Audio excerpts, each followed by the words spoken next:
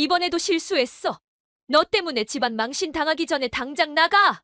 큰어머니 김영숙의 날카로운 고함 소리와 함께 탁 하는 싸구려 플라스틱 자의 소리가 들렸습니다. 민호는 몸을 웅크린 채 눈물을 참았습니다. 손등이 빨갛게 부어올랐지만 아프다는 말도 할 수 없었습니다. 1991년 음력 설날을 사흘 앞둔 늦은 밤, 강원도 춘천의 작은 시골 마을에 찬바람이 매섭게 불어왔습니다. 이야기 시작 전 구독과 좋아요 부탁드립니다. 영상을 만드는데 큰 힘이 됩니다. 집집마다 따스한 불빛이 새어나오고 명절 준비로 분주한 가운데 마을 끝자락 2층 양옥집에서 한 아이의 흐느낌이 새어나왔습니다. 죄송합니다. 다음부턴 꼭 조심할게요. 조심은 무슨! 6개월 전에 내 부모님 돌아가시고 우리가 거둔 게 잘못이야! 너같이 못난 놈 때문에 우리 애들한테도 피해가! 김영숙은 말끝을 흐리며 손에 들고 있던 자를 바닥에 던졌습니다. 민호의 등교비를 핑계로 받은 보육원 지원금은 벌써 큰어머니의 맏딸 화장품 값으로 사용된 지 오래였습니다. 마당가의 놓인 시계는 밤 11시를 가리키고 있었습니다. 달력에는 빨간 동그라미로 표시된 설날이 눈에 띄었고 마당 한켠에는 제수용품 가지런히 놓여 있었습니다. 내일까지 창고 쌀 20kg 포대 전부 씻어놓고 마당 눈도 치우고 지난번처럼 실수하면 이번엔 진짜 내쫓을 거야.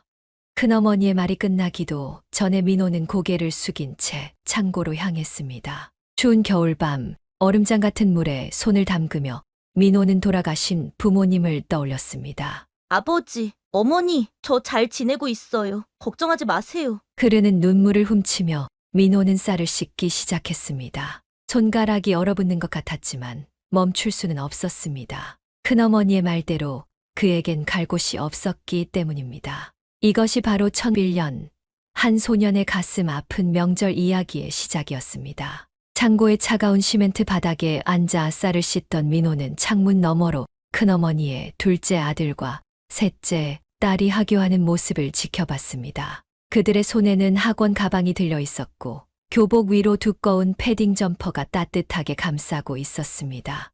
야, 저기 창고에서 일하는 거 봐? 우리 집 하인 같지 않아? 둘째 아들 현우 14세의 키득거리는 소리가 들렸습니다. 민호는 고개를 숙였지만 귀는 이미 그들의 대화를 향해 있었습니다. 오빠, 쟤 때문에 나 학원비 깎였잖아. 엄마가 쟤 먹여 살리느라 우리 것까지 줄였대. 셋째 딸 지은 13세의 목소리에는 날이 서 있었습니다. 사실 민호 때문에 학원비가 깎인 것이 아니었습니다. 큰어머니가 민호의 보육지원금으로 받은 45만 원을 자신의 화장품 자녀들 용돈으로 써버린 탓이었습니다. 너희들 어서 들어와서 손이나 씻어. 저녁 먹자. 큰어머니의 다정한 목소리가 들렸습니다. 민호는 자신을 향한 목소리와 너무나 다른 그 음색에 가슴이 아려왔습니다. 민호야, 너는 창고에서 먹어. 오늘은 손님이 오셔서 거실이 좀 복잡할 거야. 큰어머니는 플라스틱 도시락통에 찬밥과 김치 몇 조각을 담아 창고 문 앞에 놓았습니다. 겨울바람이 더욱 매서워진 밤, 민호는 꽁꽁 언 손으로 도시락을 들었습니다. 거실에서는 텔레비전 소리와 함께 화기애애한 대화 소리가 들려왔습니다. 저녁 뉴스에서는 92년 새해 경제 전망이라는 소식이 흘러나왔고 큰어머니, 가족들의 웃음소리가 그 위로 겹쳐졌습니다. 내일은 진짜 일찍 일어나서 떡국 재료 다듬는 거 도와줘야 해. 알았지? 설거지를 마친 큰어머니가 창고 문을 열며 말했습니다. 민호는 고개를 끄덕였습니다. 이미 손등은 자국으로 가득했지만 내일도 묵묵히 견뎌내야 했습니다. 그날 밤 민호는 창고 한 구석에 놓인 낡은 이불 위에서 잠을 청했습니다. 추위를 막아주는 난방도 포근한 이불도 없었지만 그의 마음속에는 작은 희망이 있었습니다. 나도 언젠가는 민호의 작은 속삭임이 차가운 겨울밤 공기 속으로 스며들었습니다. 설날 전날 아침 동이 트기도 전에 민호는 일어나 마당에 눈을 쓸기 시작했습니다. 그의 낡은 운동화는 이미 눈에 젖어 발가락이 시려왔지만 멈출 수는 없었습니다. 이게 뭐야? 눈을 이렇게 대충 치워? 아침 일찍 나온 큰어머니가 고함을 질렀습니다. 민호가 힘껏 쓸어놓은 마당을 발로 차며 다시 눈을 흩뿌렸습니다. 죄송합니다. 다시 하겠습니다. 너 이제 말대꾸까지 하는 거야? 아니요. 그런 게 아니라. 에이, 진작 보육원으로 보낼걸. 내가 있는 한 우리 집에 복이 안 들어와. 큰어머니는 부엌으로 들어가며 중얼거렸습니다. 그때 민호의 눈에 거실 창가에 걸린 액자가 보였습니다. 6개월 전 돌아가신 아버지, 어머니와 찍은 마지막 가족 사진이었습니다. 오늘 명절이라고 친척들 다 오는데 너 때문에 망신당하지 않게 조심해. 알았어? 부엌에서 명절 음식을 준비하던 큰어머니가 다시 말했습니다. 민호는 고개를 끄덕이며 쓸던 눈을 계속 치웠습니다. 시간이 흘러 오후가 되자 친척들이 하나둘 모여들기 시작했습니다. 큰어머니는 손님들 앞에서 민호를 보며 안쓰러운 표정을 지었습니다. 불쌍해서 거두긴 했는데 어떡해요. 요즘 애가 말을 잘 안 듣네요. 친척들은 민호를 힐끗거리며 수군거렸습니다. 그때 주방에서 그릇 깨지는 소리가 들렸습니다. 이 못된 것이 명절날 무슨 짓이야? 큰어머니의 고함 소리와 함께 민호의 뺨을 때리는 소리가 울렸습니다. 제사상에 올릴 탕을 엎질러 버린 것입니다. 당장 나가. 이제 너 같은 재수 없는 애는 필요 없어. 당장 나가라고. 민호의 팔을 잡아 끌며 큰어머니가 고함을 질렀습니다. 현관문이 열리고 찬바람이 들이쳤습니다. 가방 가져올 시간도 없어. 당장 나가.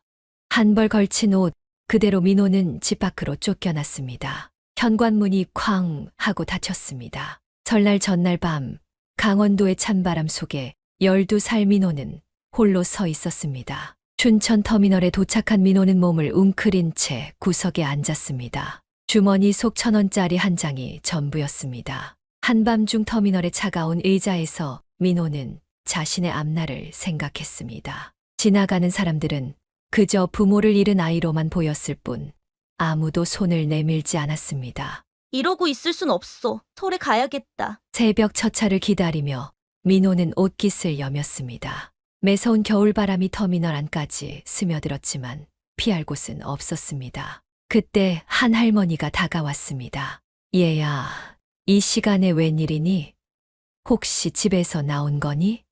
할머니는 민호의 차가운 손을 잡았습니다. 터미널 구석에서 노점상을 하는 김순자 할머니였습니다. 평소 새벽 장사를 준비하면서 터미널을 지키던 할머니는 민호의 모습이 심상치 않아 보였습니다. 할머니, 저 서울에 가려고요. 거기서 새로 시작하고 싶어요. 이 추운 날에 부모님은 설날인데 왜 이러고 있니? 민호의 눈에서 눈물이 흘렀습니다. 할머니는 더 이상 묻지 않았습니다. 대신 따뜻한 어묵 국물을 건네며 말했습니다. 민호는 어묵 국물을 받아들며 할머니의 따뜻한 마음에 또다시 눈물이 났습니다. 서울에 가면 뭐하게? 너무 위험하지 않겠니? 공부하면서 일할 거예요. 제가 꼭 성공해서 돌아올 거예요. 저도 누군가에게 도움을 줄 수 있는 사람이 되고 싶어요. 할머니는 한숨을 쉬었습니다. 주머니에서 10,000원짜리 한 장을 꺼내 민호의 손에 쥐어주었습니다. 민호는 거절하려 했지만 할머니의 따뜻한 눈빛에 고개를 숙였습니다.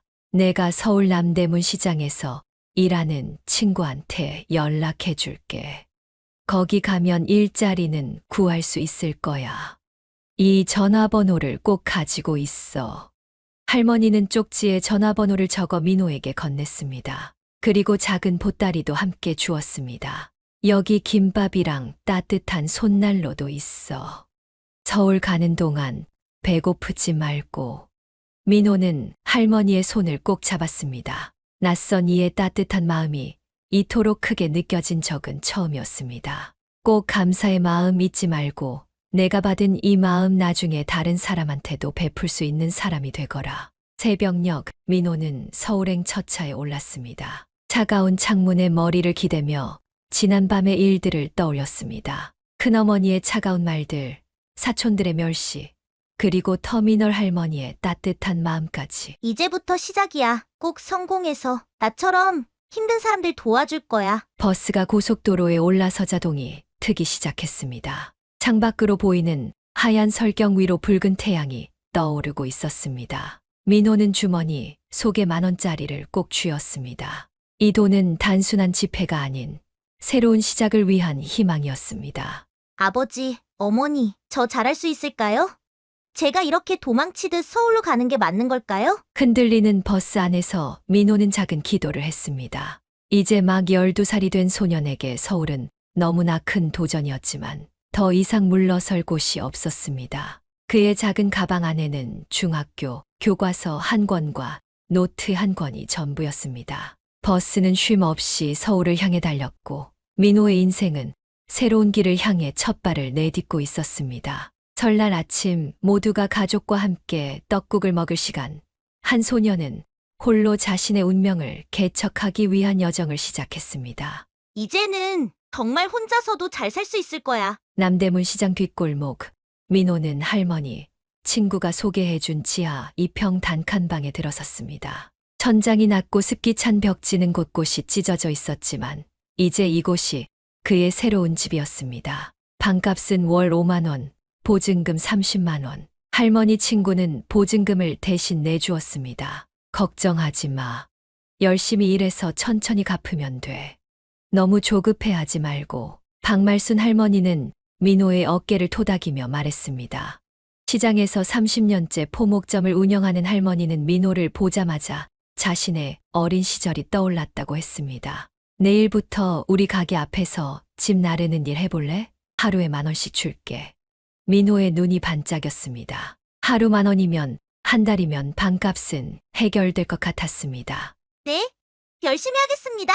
그날부터 민호의 하루는 새벽 4시에 시작되었습니다. 시장 물건을 나르고 포목점 앞을 쓸고 손님들의 짐을 날랐습니다. 점심시간이면 주변 식당에 배달일도 거들었고 밤에는 포장마차에서 설거지를 했습니다. 아이고, 민호야. 이러다 몸 망가지겠다. 박 할머니가 걱정스러운 눈빛으로 말했습니다. 하지만 민호는 웃으며 대답했습니다. 괜찮아요. 제가 공부할 시간도 있는걸요. 실제로 민호는 새벽 일이 끝나면 2시간 동안 중고, 교과서를 펴고 공부했습니다. 밤 11시 일이 끝나면 또다시 1시간을 책과 씨름했습니다. 지친 몸이었지만 그의 의지만큼은 누구보다 강했습니다. 이게 다 뭐 하는 짓이냐. 그냥 검정고시 학원이라도 다니지. 시장 상인들은 민호를 안쓰럽게 바라보았습니다. 하지만 민호는 자신만의 계획이 있었습니다.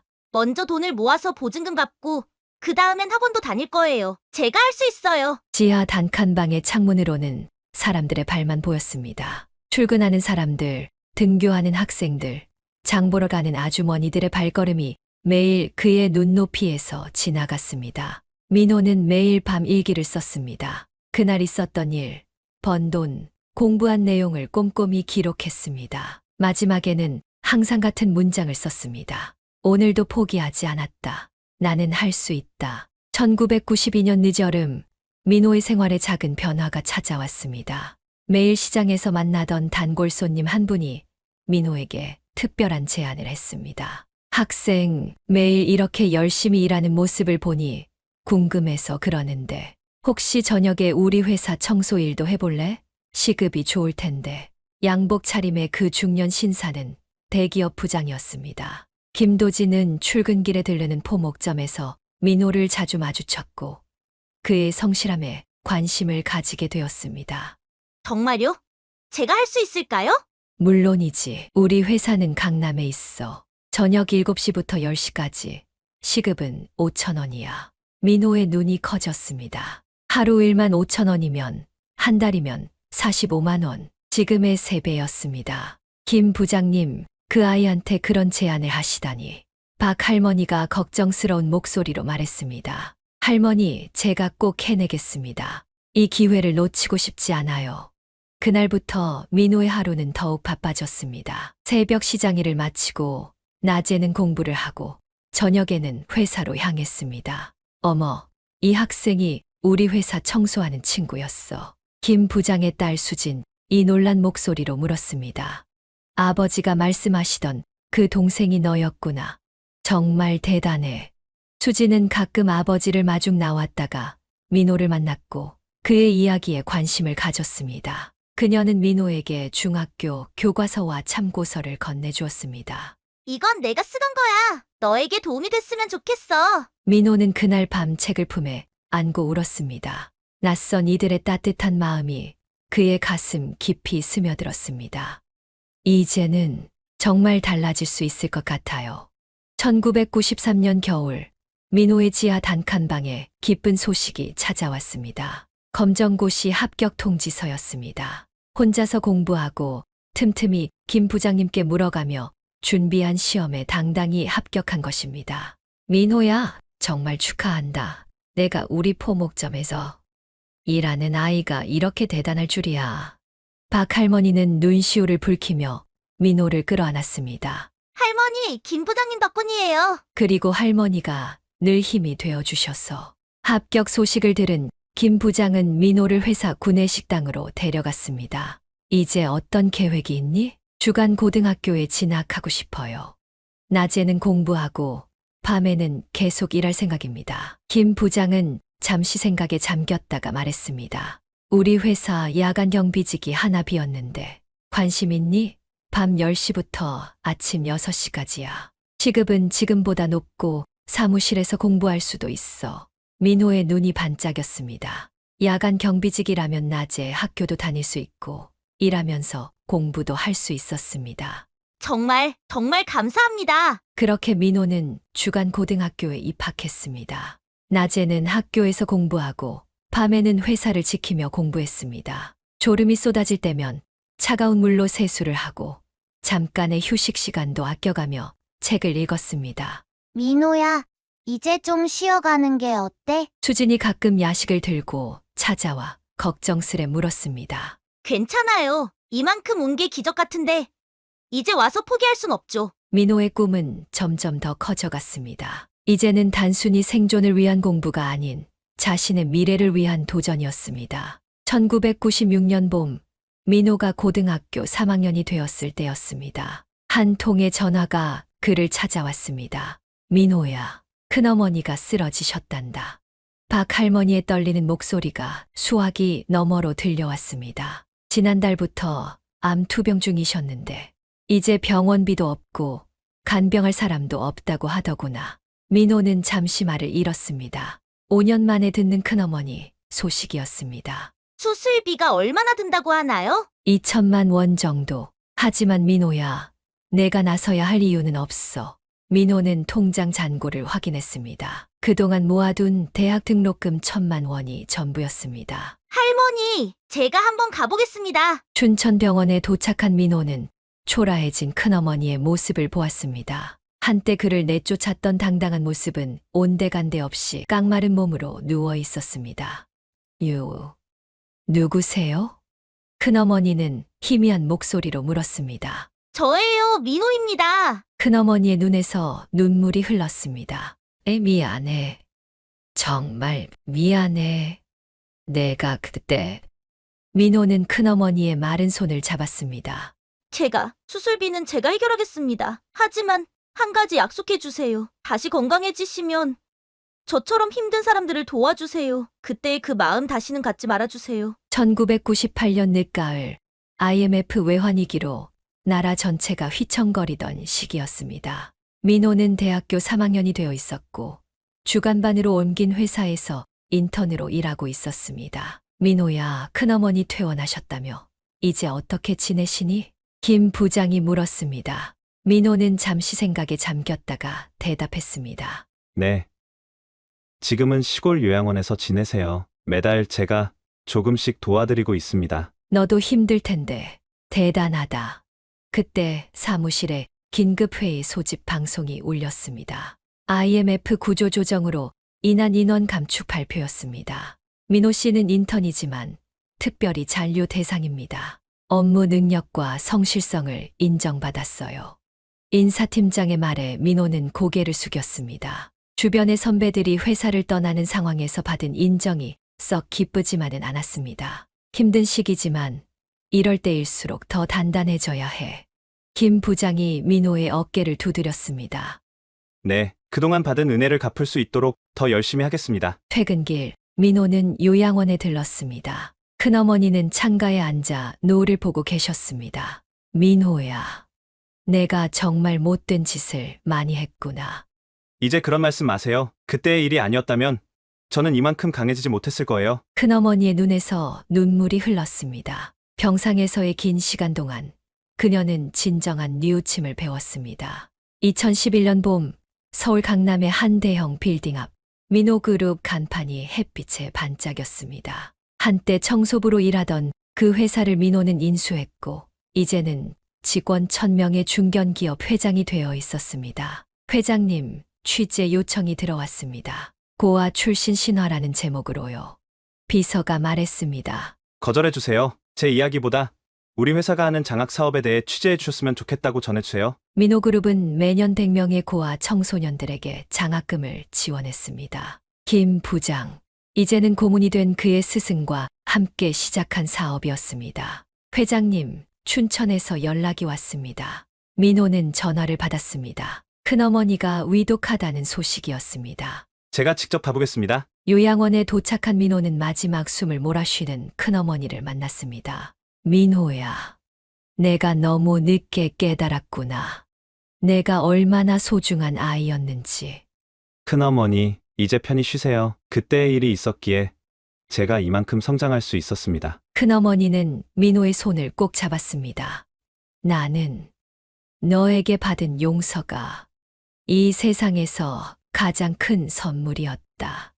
회장님, 오늘은 설날입니다. 장학생들과의 만남 일정 있으십니다. 비서의 안내를 받으며 민호는 회사 강당으로 향했습니다. 20년 전 자신이 쫓겨났던 그 명절과 같은 날이었습니다. 여러분, 저는 여러분과 같은 자리에 있었던 사람입니다. 강당에는 100명의 장학생들이 앉아 있었습니다. 모두 부모를 잃은 아이들이었습니다. 1991년 설날, 저는 12살의 나이로 거리에 앉았습니다. 주머니 속엔 1000원이 전부였고 그날따라 매서운 겨울바람이 더욱 차갑게 느껴졌죠. 장학생들의 눈빛이 민호에게 고정되었습니다. 그들 중 몇몇은 눈물을 훔쳤습니다. 하지만 저는 그날의 기억을 원망하지 않습니다. 오히려 감사합니다. 그 시련이 없었다면 지금의 저도 없었을 테니까요. 민호는 잠시 말을 멈추고 객석을 둘러보았습니다. 여러분에게 드리고 싶은 말이 있습니다. 우리가 겪는 고난은 결코 헛되지 않다는 것, 그리고 그 고난을 이겨내는 과정에서 만나는 따뜻한 사람들을 절대 잊지 말아야 한다는 것입니다. 김 고문이 객석 뒤에서 고개를 끄덕였습니다.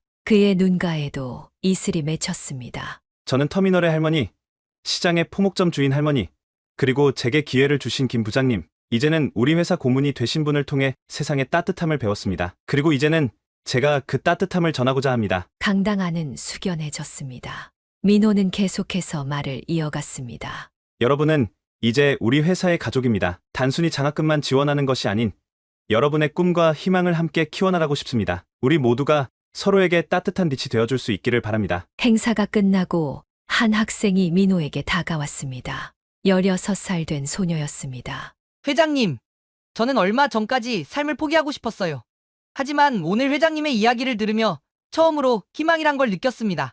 민호는 소녀의 어깨를 가볍게 두드렸습니다. 내가 지금 느끼는 그 희망, 그것이 바로 내가 전하고 싶었던 겁니다. 앞으로도 힘든 일이 많겠지만 절대 포기하지 마세요. 우리가 함께 할 테니까요. 그날 저녁 민호는 자신의 사무실 창가에 서서 도시의 불빛을 바라보았습니다. 20해 전 지하 단칸방에서 보았던 사람들의 발 아래 풍경이 떠올랐습니다. 이제는 제가 그들의 발걸음을 비춰줄 수 있게 되었네요.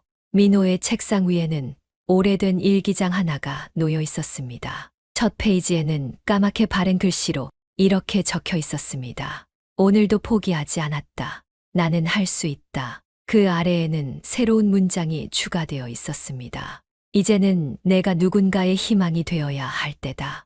2012년 설날, 민호는 특별한 결정을 내렸습니다. 과거 자신이 쫓겨났던 그 집을 찾아가기로 한 것입니다. 춘천행 고속도로를 달리는 차 안에서 그는 20년 전의 기억을 떠올렸습니다. 회장님, 정말 가보시겠습니까? 비서가 조심스럽게 물었습니다.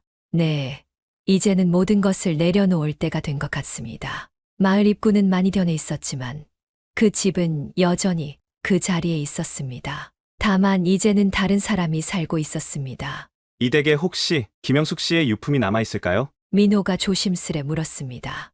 아, 전 주인 말씀이시죠? 다락방에 상자 하나가 있어요. 처분하려 했는데 차마 못했네요. 다락방 구석의 낡은 상자 안에는 민호의 어린 시절 사진과 함께 한 장의 편지가 있었습니다. 큰어머니가 임종 전에 쓴 것이었습니다. 민호에게 내가 세상에서 가장 후회하는 일은 그날 너를 내쫓은 것이다. 욕심과 이기심에 눈이 멀어 내 마음에 큰 상처를 주었구나. 하지만 넌 그 상처를 딛고 이렇게 훌륭한 사람이 되었다. 나는 내게 받은 용서가 이 세상에서 가장 큰 선물이었다. 이제 나는 평온히 눈을 감을 수 있을 것 같구나. 부디 행복하거라. 민호의 눈에서 눈물이 흘렀습니다. 마당에는 20년 전 자신이 쓸던 그 빗자루가 아직도 세워져 있었습니다. 이제는 모든 것이 끝났네요. 민호는 그 자리에 작은 추모공원을 만들기로 결심했습니다. 고아들을 위한 쉼터이자 희망의 공간으로 만들고 싶었습니다. 우리가 겪은 아픔이 누군가에겐 희망이 될 수 있도록. 그날 저녁 민호는 옛 시장을 찾았습니다. 박 할머니의 포목점은 이제 빈 점포가 되어 있었지만 그 자리에서 민호는 오랫동안 서 있었습니다. 할머니, 저 잘 살고 있어요. 그때 주신 사랑 절대 잊지 않았습니다. 시장 구석구석에서 옛 기억들이 되살아났습니다. 짐을 나르던 자리, 설거지를 하던 포장마차, 그리고 그의 인생을 바꾼 수많은 만남들. 회장님, 추모공원 설계도가 나왔습니다. 2013년 봄, 민호의 책상 위에는 희망의 정원 설계도면이 놓여 있었습니다. 이곳은 단순한 추모공원이 아닌 새로운 시작을 위한 공간이 되어야 합니다. 민호는 설계도를 자세히 살펴보았습니다. 공원 중앙에는 새로운 시작이라는 이름의 분수대가 들어설 예정이었습니다. 분수대 주변으로는 100개의 벤치가 배치될 계획이었는데 각각의 벤치에는 희망의 메시지가 새겨질 것이었습니다. 여기 상담실 공간을 더 늘려주세요. 아이들이 편하게 마음을 열 수 있는 공간이 되어야 합니다. 공사는 빠르게 진행되었습니다. 옛집터는 점차 새로운 모습으로 변모해갔고 마을 사람들의 관심도 커져갔습니다. 저기가 민호 회장님이 어릴 때 살던 집터라면서요. 그래, 참 대단하지. 그런 시련을 겪고도 저렇게 성공하다니. 마을 어르신들의 수군거림 속에는 자부심이 묻어 있었습니다. 한때 그들도 어린 민호를 외면했던 것을 후회하는 듯 했습니다. 어르신들, 이제 우리 마을에도 좋은 일이 생기겠네요. 그러게, 우리 손주도 저기서 상담받을 수 있다잖아. 완공을 2달 앞둔 어느 날, 뜻밖의 손님이 찾아왔습니다. 20살 된 청년이었습니다. 회장님, 저는 3년 전 장학생이었던 김준호입니다. 이번에 대학을 졸업하고 이곳에서 일하고 싶어서 찾아왔습니다. 민호는 청년의 이력서를 받아들었습니다. 그의 눈빛에서 자신의 젊은 시절을 보았습니다. 준호 군, 우리 함께 새로운 희망을 만들어 가보지 않겠습니까? 청년의 눈시울이 붉어졌습니다. 그에게 민호는 단순한 회장이 아닌 삶의 이정표와 같은 존재였습니다. 감사합니다. 꼭 회장님처럼 다른 이들에게 희망이 되고 싶습니다. 그렇게 희망의 정원은 새로운 이야기를 써내려가기 시작했습니다. 상처받은 영혼들이 치유를 받고 꿈을 잃은 이들이 새로운 희망을 발견하는 곳. 그곳에서 민호는 매주 토요일 아이들과 만남을 가졌습니다. 자신의 이야기를 들려주고 그들의 이야기에 귀 기울였습니다. 여러분, 우리가 겪는 모든 순간들이 의미 없지 않습니다. 지금은 힘들고 고통스러울지 모르지만 이 또한 여러분을 더 강하게 만들어줄 거예요. 2014년 설날, 희망의 정원 개관식이 열렸습니다. 하얀 눈이 내리는 가운데 수많은 사람들이 모여들었습니다. 이제 이곳은 새로운 시작을 알리는 공간이 될 것입니다. 저는 이곳에서 쫓겨났지만 오늘 이곳에서 새로운 희망을 시작하려 합니다. 민호의 연설이 끝나자 우렁찬 박수 소리가 울려 퍼졌습니다. 객석에는 장학생들과 지역 주민들, 그리고 20년 전 그를 도와주었던 시장 상인들이 함께했습니다. 민호야, 내가 이렇게 훌륭한 일을 하게 될 줄 누가 알았겠니? 김 고문의 목소리가 떨렸습니다. 공원 한켠에는 작은 전시관이 마련되어 있었습니다. 그곳에는 민호의 지하 단칸방 모습이 그대로 재현되어 있었습니다. 낡은 교과서, 새벽에 쓴 일기장, 그리고 첫 월급으로 산 손전등까지. 이건 제가 지하방에서 썼던 실제 일기장입니다. 매일 밤 꿈을 잃지 않기 위해 썼던. 관람객들은 숙연한 표정으로 전시물들을 바라보았습니다. 특히 청소년들의 눈빛이 달랐습니다. 그들에게 민호의 이야기는 단순한 성공 신화가 아닌 살아있는 희망이었습니다. 회장님, 저도 꼭 성공해서 이런 곳을 만들고 싶어요. 한 장학생이 떨리는 목소리로 말했습니다. 그래, 내가 바로 우리의 미래란다. 꿈을 크게 가지렴. 개관식이 끝나고 민호는 혼자 공원을 거닐었습니다. 눈이 쌓인 벤치들, 희망의 메시지가 새겨진 표지판들, 그리고 따뜻한 불빛이 새어나오는 상담실. 큰어머니, 이제는 제가 진정으로 용서했습니다.